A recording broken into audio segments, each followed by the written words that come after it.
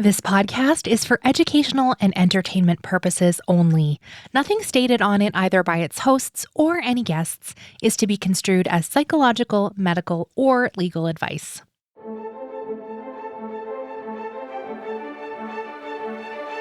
You're listening to Adoptees On, the podcast where adoptees discuss the adoption experience. I'm Haley Radke.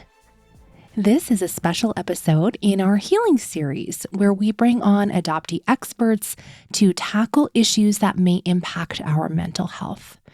Most often we're talking with therapists, but today I invited Anna Linde, a sexologist, to talk with us about the impacts of childhood sexual abuse on adopted people. This issue is so prevalent in our community, and yet hardly anyone ever talks about it. We have talked about so many difficult things on this show that I think we're finally ready. So we do keep this to a high-level discussion, but please take care when deciding if this is a safe episode for you to listen to. We also always have transcripts available. If that feels like a less triggering option for you, there is a link in the show notes. Before we get started, I want to personally invite you to join our Patreon adoptee community on adopteeson.com/community, which helps support you and also the show to support more adoptees around the world. Links to everything we'll be talking about today are on the website adopteeson.com. Let's listen in. I am so pleased to welcome to Adoptees On, Anna Linde. Welcome, Anna. How are you? Thank you. I'm great, and I'm happy to be here. I'm so glad to finally speak with you. And you are a multicultural world traveler. And why don't you start by sharing just a little bit of your story with us? Because I think it will hit how many countries you've been in. True. So I'm adopted from Brazil, and I'm raised in Sweden. So I lived maybe my first 34 years in Sweden, something like this. And then we moved to Spain, and we lived in Portugal, and we were traveling around in Europe. And now we live in Thailand since 1.5 years. Amazing. That's a lot of places. And you are a sexologist, which some people might not know what that term is. Can you tell us what led you to study that and what is a sexologist? What led me to study sexology is when I had my kids, and I realized how much of my own story and background and roots and fear that was included automatically in the experience of giving birth. And then when I was sitting in that situation, or when I was giving birth, and I had all of these questions coming up from my body, and I had all of the other questions that I had already in my head, I was hoping to find a way on how to make meaning out of them somehow. And I already had my bachelor in social work. So then when I got a divorce, I was Googling what was possible to study. And I found sexology for this master. So then I thought, yeah, why not? How could sex be boring? Was the first thought. I mean, it really isn't. Somehow, but but of course it's different to study it. And if you think about it as a funny thing, but it's really been an eye opener in so many ways. So I'm very happy for that choice. And so when you think about how you were taken from Brazil and brought to Sweden and the critiques of adoption that Sweden has now been having now in the early 2020s, what was the impact that adoption had on you, and how do you see it now from the adult perspective? So I think it's important to make a difference in what you think personally from your own story, because I think from that perspective, we will all have very, very different experiences or very different thoughts. And I'm very privileged because I've been to Brazil and I met my biological mom. I met everybody in my family. So for me personally, I've been able to make a little closure with that part of me, or the not knowing part, or the why did you give me away part. So I think if I wouldn't have that experience, I would think totally different about adoption. But based in what I just said, I think Sweden deserves all the critique. I think there's a lot of stupidity, a lot of mistakes that are not mistakes, but that are planned. And there's a lot of that has been ongoing. So I'm very happy that Sweden finally gets critique for what is not okay that has been going on. But me personally, I think I have a very privileged situation or relationship to my adoption with good connection with my adoptive parents, with good opportunities, and not so many mental health challenges as many others. That's, that of course makes it easier to just look at the critique and feel that I'm upset. It's upsetting what has been going on, but I'm also feeling more of a calm feeling inside that finally the truth is here and many people can get some gratification now instead. Mm-hmm. Definitely. I'm finding it very fascinating watching the implications for international adoption and what countries are deciding to do on a case by case basis. And I think we're living in interesting times, Anna, where the truth is being revealed. So that's good. Anyway, we didn't come to talk about that today specifically. We came to talk about something even more difficult. And in our first meeting, I was sharing with you that over the years of doing this show, I have had a heartbreaking number of adoptees reach out to me to either share their personal experiences with having received sexual abuse at either the hands of an adoptive parent or an adopted sibling or extended family member, or looking for help with these things. And I often didn't know where to send them. And it's like a taboo topic. And it's such a difficult thing to talk about because I think it's way more prevalent than people think. And of course, there's reasons for that. And we can talk about that. One of them being, I think, like, I'll just say it.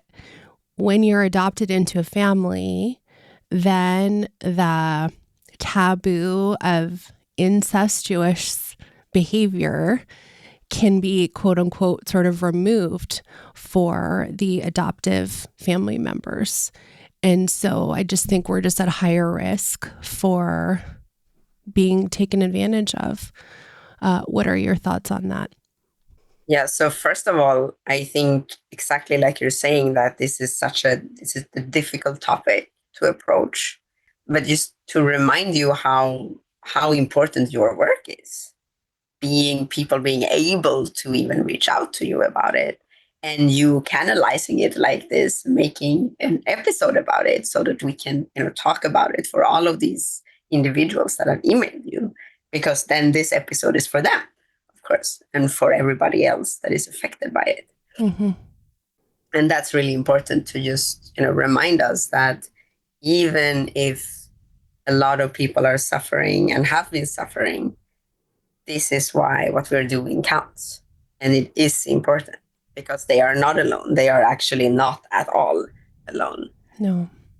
And, from a Swedish perspective, which is a pretty good example, we have a very colorblind ideology in Sweden, which means that we don't see color because it's racist, which is basically how I'm raised. But we are in the same time over focusing in color, which means that a lot of adoptive parents and a lot of adults have been, it's been possible for them to express their desire of having children with almond eyes or chocolate skin or these type of things, and getting away with expressing themselves in this way. And I'm also not saying that these individuals or these parents have necessarily have had like an evil plan with that, but as a society, this have opened the doors for it being accepted for our bodies to be desired in this way. And having a body that's always visible as a child, when adults or siblings, but like when adults are a part of that desire, a part in looking at our bodies as others, a part in it being okay for them to be curious, that's of course moving the boundaries, or the normal or like the wished way that we want adults to interact with children when it comes to intimacy and sexuality. So there's a lot of pieces in the puzzle around adoptees and adoptee bodies. And another part that I think matters is that we came to this family as a transaction, or the transaction was a big part of it, which also gives a different flavor on what we mean when we talk about quality in a relationship. So there's a lot of subtle things, and there's a lot of things that makes this complicated. And also the idea of that we should be grateful. Because if I'm raised with the idea that I should be grateful of what I have, what I got, in whatever that means that I will probably not say no. Then I need to say no because I learned that I should be grateful. And if we then have a child that doesn't learn to say no, doesn't learn that you are supposed to say no, you have the right to say no, you have the right to your body and to have privacy, but rather the opposite, that we have children that are, othered, racialized, sexualized by adults, and nobody's protecting them from it, then the distance or the time span for being sexually abused or having people that are supposed to be safe to walk over those boundaries or into that private space is much, much shorter. And I think that's a big problem. All of these things that I said, I think all of them separately is a really big problem. And then there's probably more things in this that matters, but for me those are the things that are the most visible. It's a perfect storm, right? All the things together. Yeah. In your experience, do you think that adoptees are more affected by this than the general population? I don't, like, we already always critique that there's not enough studies on adoptees. And so I'm assuming that there's not really too many studies, especially on this particular topic either, when frankly, we can't even get accurate numbers of how many adopted people there are. It just does like a one. No. But if we look how closely related adoption is to human trafficking, unfortunately, then it's also very easy to think that sometimes what is actually trafficking gets the title or name adoption, because people can get away with that somewhere, somehow. And that's one part that makes it really tricky, I think, to actually see what is what. Also because of all of the different legalizations and laws in different countries, and corruption and all of these things that has been possible because of corruption, because of the adults working in these organizations.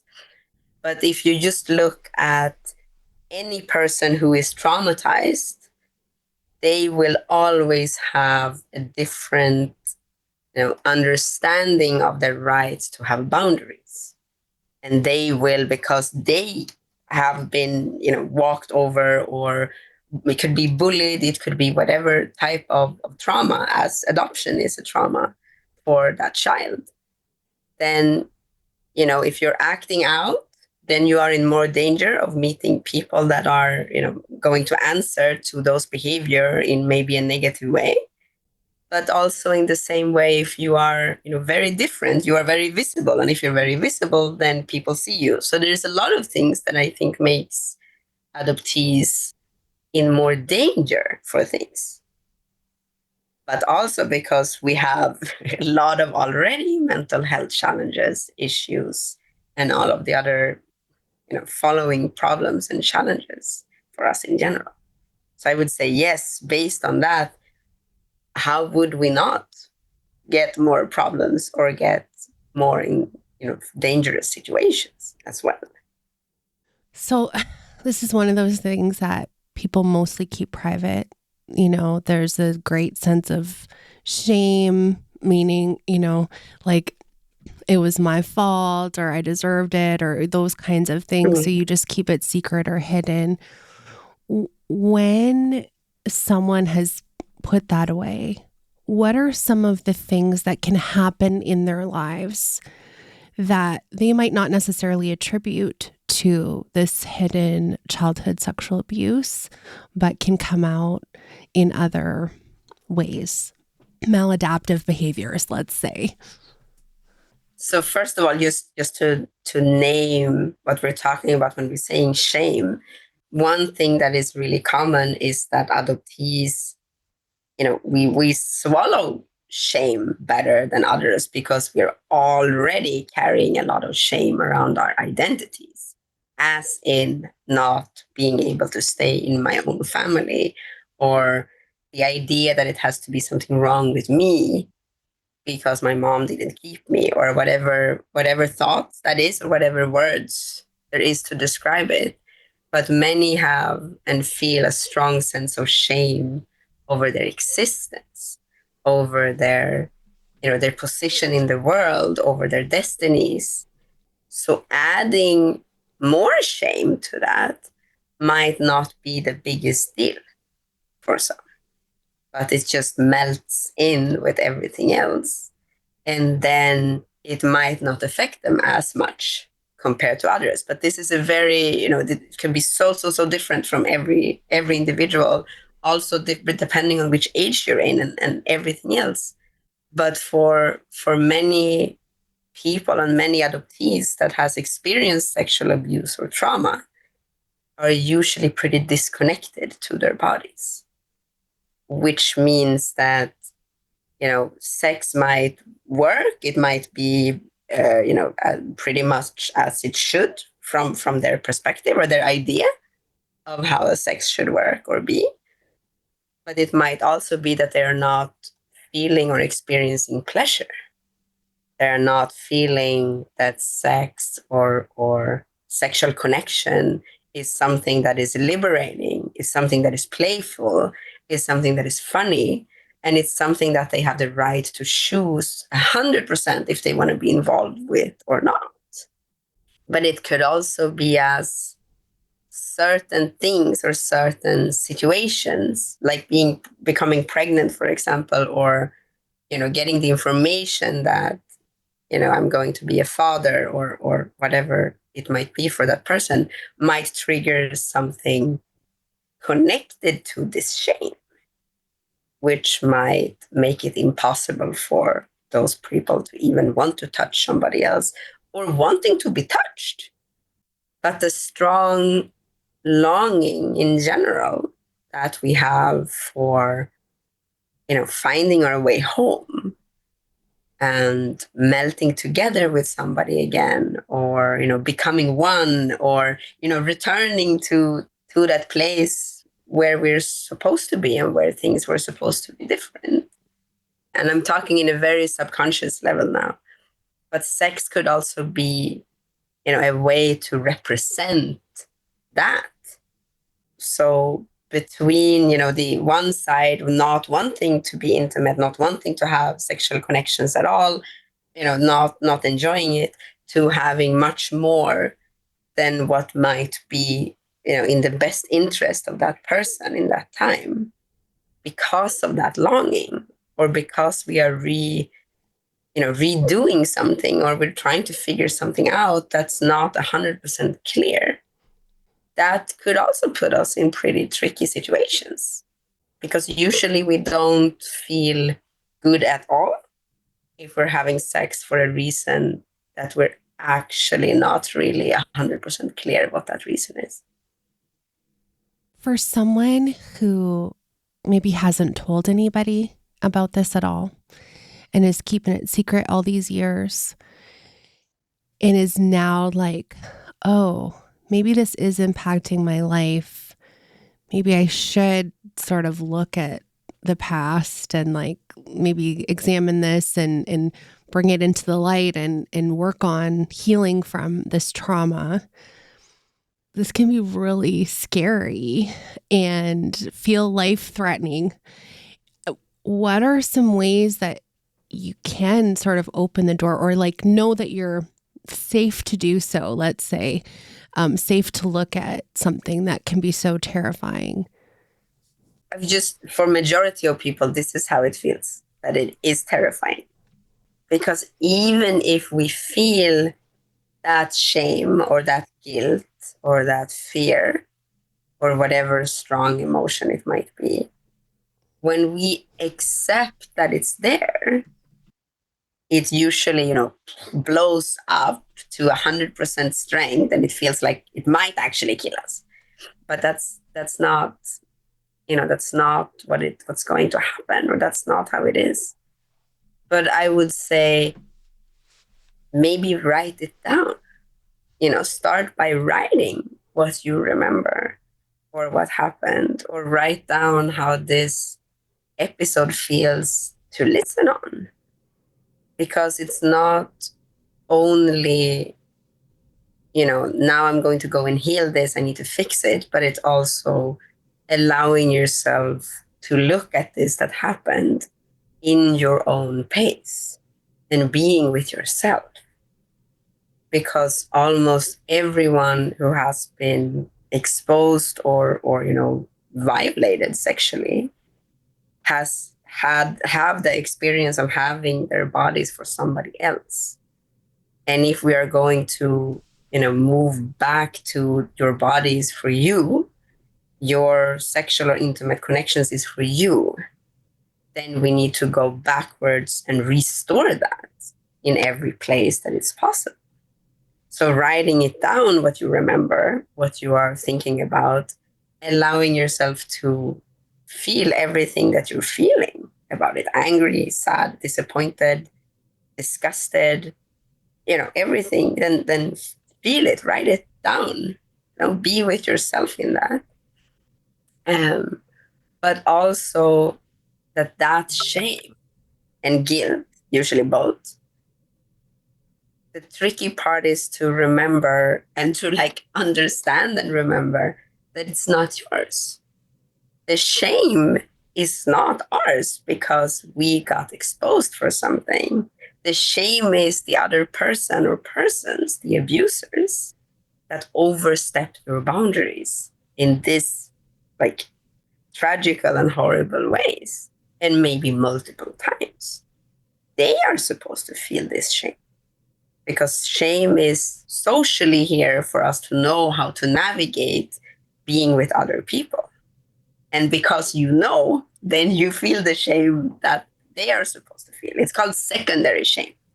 That's also a thing. You can Google shame and secondary shame and just get that concept into your head so that you can start to make a difference. And that's two things that I think everybody can do and can do. But I'm also thinking it's important to think forward. What would you like? What is the goal? What is the best outcome? Where do you want to go?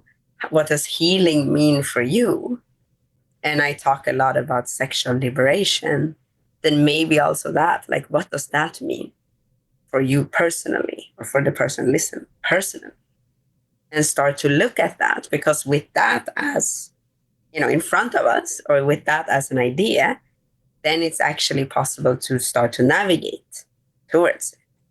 But without an idea of what it means to be free or healed, which maybe means, I would start to date again, or I would start to date, ever. I never did. Or I would be more brave. I would try new things. or I would take initiative, or, it can be so many different things. So to start to think about that as well, to not get totally stuck in the pain or in the emotional anxiety and mess, that it's always a mess when we're trying to heal ourselves. Mm-hmm. And what about for people who have maintained contact or a relationship with the perpetrators? And what does that look like into adulthood? If you're starting to examine this, I don't know if you have tips on this or ideas for support, because this is a big one. Yeah, that's a tricky one. And the first thing I'm thinking is everybody who does this has a reason. Nobody does it because it's logic and made sense and it was in the book that we were supposed to do it. Everybody has a reason. And that reason, whatever that reason is, it's okay. We cannot do more than our best. And staying in contact with that person or those persons, and if it's the parents or the relatives, which is, common, also siblings, like you said, also common. It's also it might be the only family we got. And if you're in that position that you feel, no, that this is the only family you got, you also heard that you're supposed to be grateful, and you're trying to balance that experience with, I might lose exactly everybody and I'm nobody and nobody wants me. That's not funny. That's a situation to be in. So for anybody who felt that they needed to choose between those two things, that choice cannot have been easy. And it's probably haunting them every day. And, a lot of respect for everybody in that situation, trying to do their best with something that is really, really, really hard for people in general to understand or to even grasp, because people don't get it. And it's the same with a lot of people having a hard time leaving a partner that is abusive. But it's a similar fear, because if the fear of abandonment or the fear of being alone is that strong, we cannot leave, then, that's a strong fear. Otherwise, it would have been easier to make a decision based on logic, but the majority of people are not doing that. So it's not, it's not so easy. Also, actually, people who have the experience of being sexually abused or, physically abused, it's very easy to accidentally also become somebody that is abusing others. And then the shame and guilt is double. And then how do you get out of that? Because you usually get a lot of, moral and punishment from the society from being an abuser or somebody that is violating other people's rights. And it's also important that majority of, people abusing others have this experience as well. They were abused when they grew up, and that's it. We need to remember that as well. And, I do this type of work. I coach people also around sexual trauma, of course, because it's a very big thing. So I'm thinking, if somebody have an immediate question or feels like they would like to know more or have more, I don't know, ideas on what to do, then they could just send me an email, maybe. And better than emailing you in this case, I would also say. Yeah, I can't help you. No. If people ever wonder why I close down all my DMs and why my emails are sort of private, it's things like this, Anna. I'm sort of laughing about it, but it's so difficult to hear people's deep traumatic events and know there's nothing I can do to help. I'm so sorry. It's a weight that people carry, and I don't want you to have to carry that. I want you to get help and support and heal from these things, and I can't help you. Um, No, but it's not. You're not supposed to know how to do it unless you learn how to do it. right. Also, like, Yes. because it is tricky, and it was tricky for me, and I think every professional experience that it's tricky in the beginning, and it's probably different for us that have experience of similar things or similar experiences. It's probably different for us in this position, but I would say it's important to protect yourself from getting overwhelmed, because then we are accidentally in a new trauma somehow. Then I would say it's better to do this, that we talk and we're talking about it like this. And if I get a lot of questions, we can do a follow-up and we could answer those questions Hmm. together. This could also be a way to like pin down things, not to traumatize everybody else, but we can probably make that work at some point. Well, let's talk about this.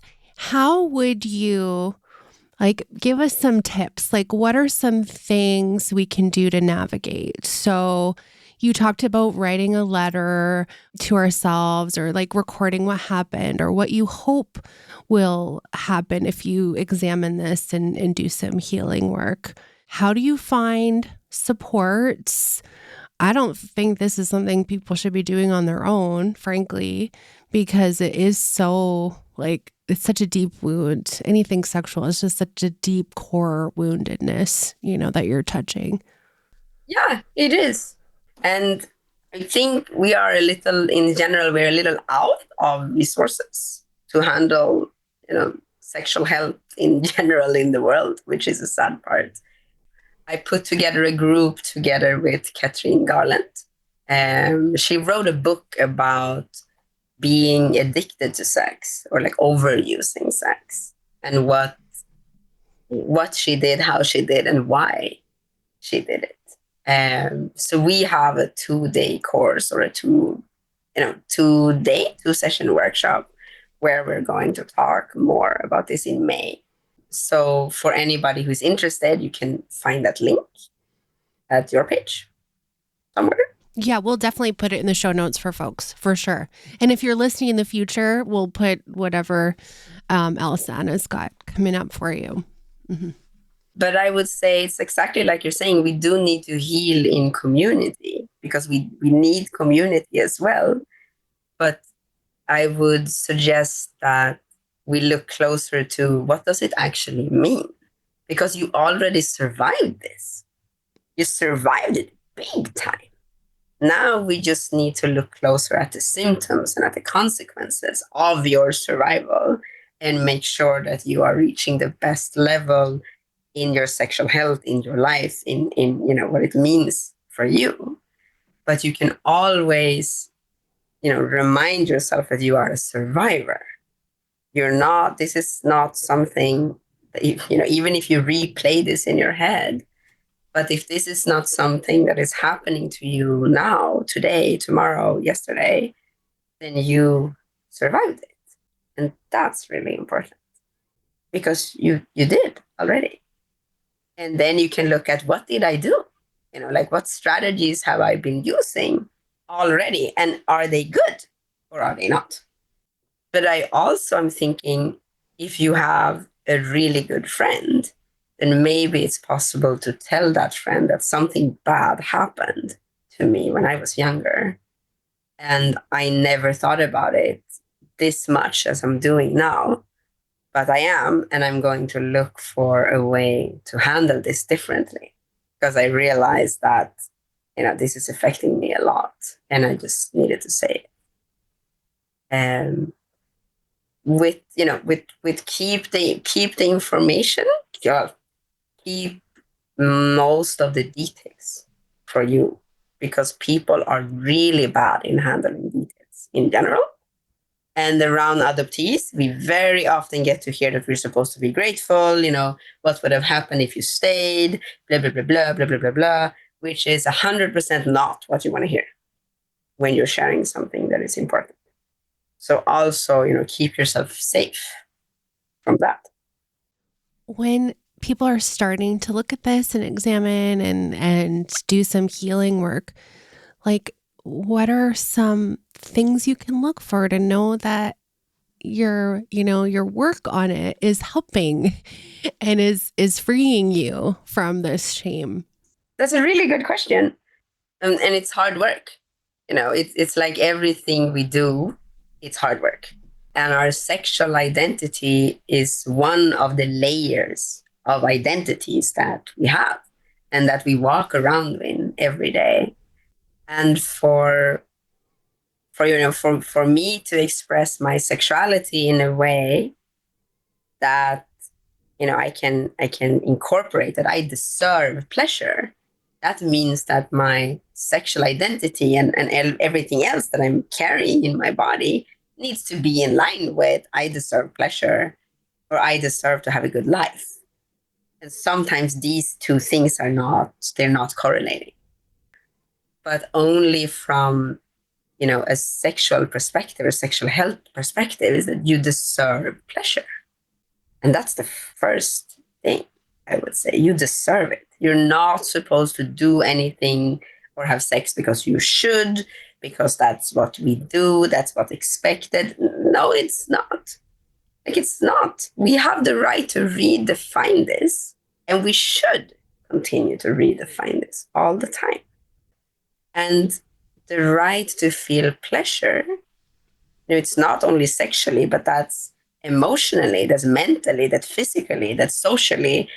We have the right to feel pleasure about what we're doing, where we are in the context we're in, or whatever is going on.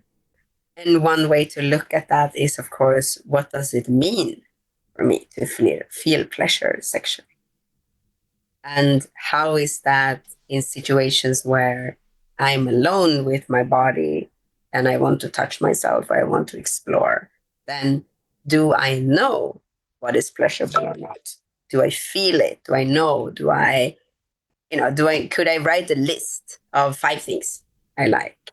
Or is it just, a surprise every time? Because then maybe exploring ourselves more, what we actually like. It's like writing a list of 5 dishes you like to eat, because we're supposed to actually know what we like so we can navigate towards that.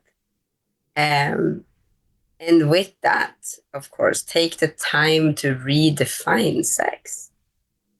Like, what does it mean? What kind of attitudes do we have? What kind of ideas do I have about what is normal or not, what is okay or not, what I should do or not?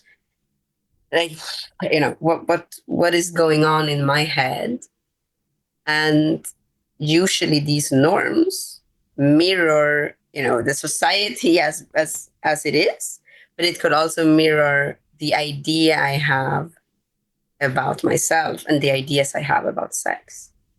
So if I have a lot of negative experiences or one negative experience, then I might, think or feel that sex is, it is unsafe for me to have sex. It's unsafe for me to be in sexual connection, and that's how it is. And we can make new meanings.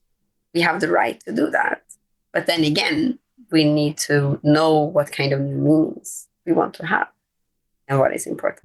Okay, I'm going to interrupt with a question because I'm curious what you think about this in trying to think about even what we like. And you mentioned like dishes we like and things. So many of us struggle with boundaries, and this is so connected. Yeah. Yes, it is. Because if we don't know what a true no is, then it's very hard for us to know how a yes feels. And they come together, it's a lot of people that thinks and feels that it's scary to say no. We don't want to hurt anyone's feelings. We don't want to make anybody sad. We might never learn that it's okay for us to say no. And when we say no, somebody's, giving us guilt or shaming us for what we're saying. But if we're never able to express, no, that's not for me, or no, I'm not hungry, or no, I don't want it, or whatever it might be, then we will have a really hard time knowing where our yes are as well.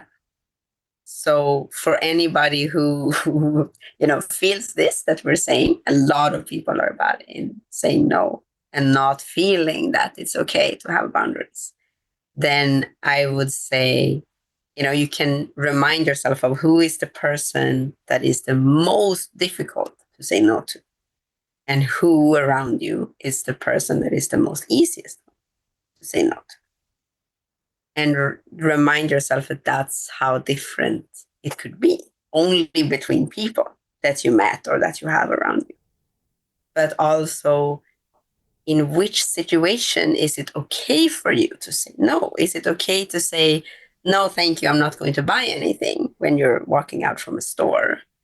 Or do you also get a bad feeling not buying anything because you think whatever you might think about the person working there being sad or whatever it might be? But also in a sexual setting, we're not supposed to do anything that we don't want so that the other person will not get sad. I'm like, that's a very not beautiful and not amazing way to look at sexual health. And I try to say this to kids, to teenagers when I have those type of groups, and especially to their parents. That do you want your 13-year-old to give somebody a blowjob after school because otherwise that person would feel sad? Is it a valid reason? Because it's not. And then this is not how we're supposed to think about it in general. That's a good point. That's a very good point, Anna. I really appreciate you talking to us about this extremely difficult topic.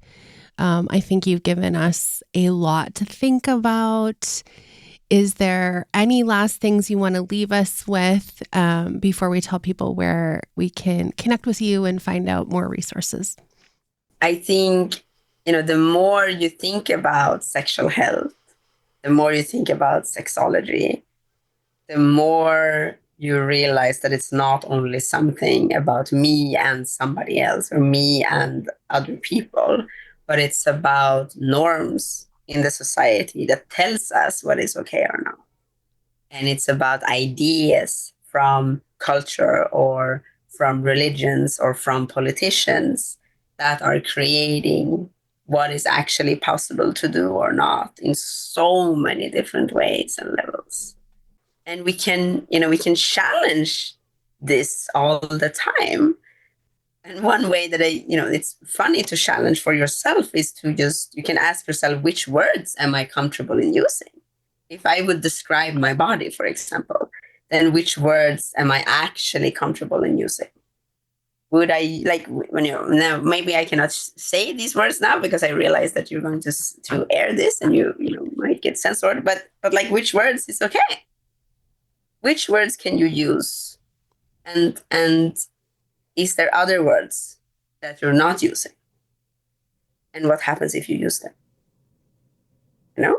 Like what happens if you use one of those words instead? Can you practice? Like what happens if you say that word 10 times? It could be so easy, so to say the word period. Like I'm on my period. Okay. But is that are you feeling stressed or anxious about using that word? Then maybe that's something to practice. That's a thing. That's how we can actually change what we're doing and what is going on. Okay. I was thinking in my head of all the words and I was like, please don't make me say any of these words. And you didn't. So thanks. Trying not to say them out loud because usually I just say them out loud. Well, yes. And now I was like, wait, maybe you need to cut them off. No, that's a lot of work. That's tricky. And then I thought, okay, I really need to work now not to say them. We'll just have a string of beeps in here and then people will just imagine what you said. No. Okay, where can we connect with you online and find out about working with you or other courses or things that you're offering?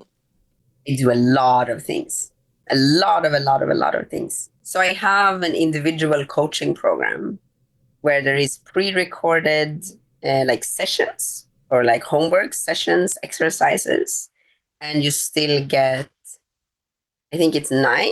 I don't remember right now. I think it's 9 individual sessions and a handout to every team that we're working with. So that's one way that is maybe the easiest one to work with me. And otherwise, I have groups together with other professionals and other collab partners because it's funny to do things together. This group in May that I was talking about is the closest one, or like one closest in time. Easiest is to find me at, I think, Substack, the adopted sexologist.substack.com. And on Instagram, I'm also the adopted sexologist, which is also my webpage, theadoptedsexologist.com. I'm trying not to be so complicated. Let's see. It's too complicated anyway. But I think Substack is the best place because there I also have some recordings, trying to do some podcast things on my own, upload some freebies and stuff. I think that's the fun stuff. Perfect. We will link to all those things and your newly published article, Who I Am or Who You Make Me to Be, Adult Adoptees Imprisoned by Expectations and Intimate Meetings. So folks can read a little more of your research there.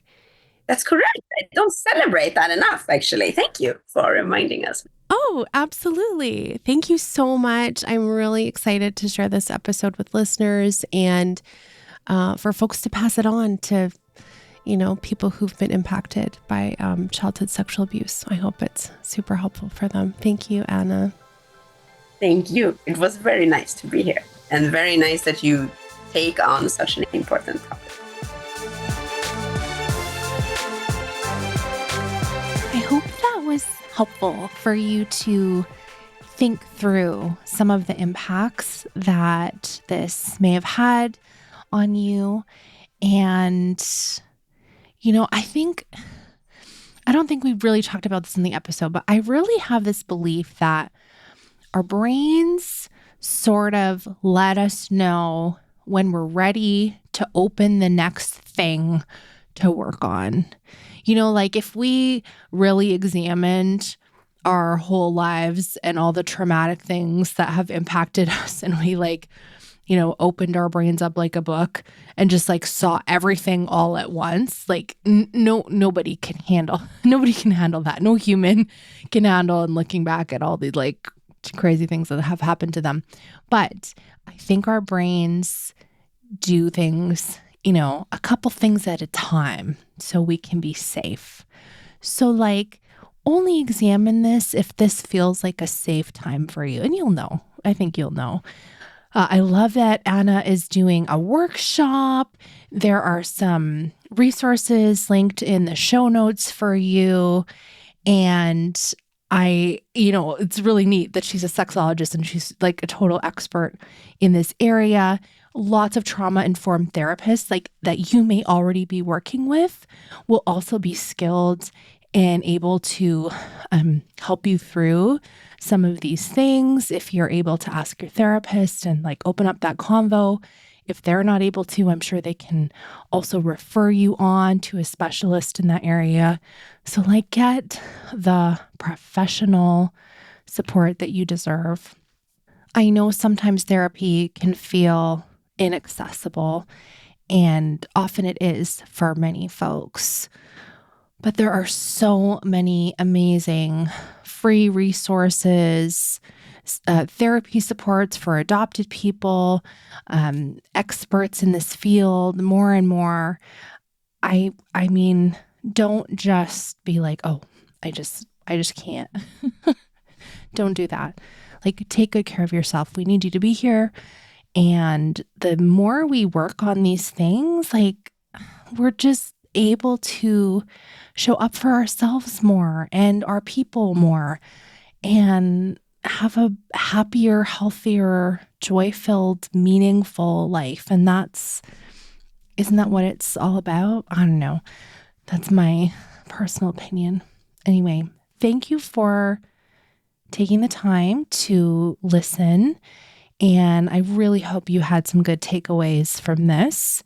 And if you do know someone who's experienced childhood sexual abuse of some kind, maybe share this episode with them if you think it might be helpful, and it can be a resource, hopefully. Thank you so much for listening. Let's talk again soon.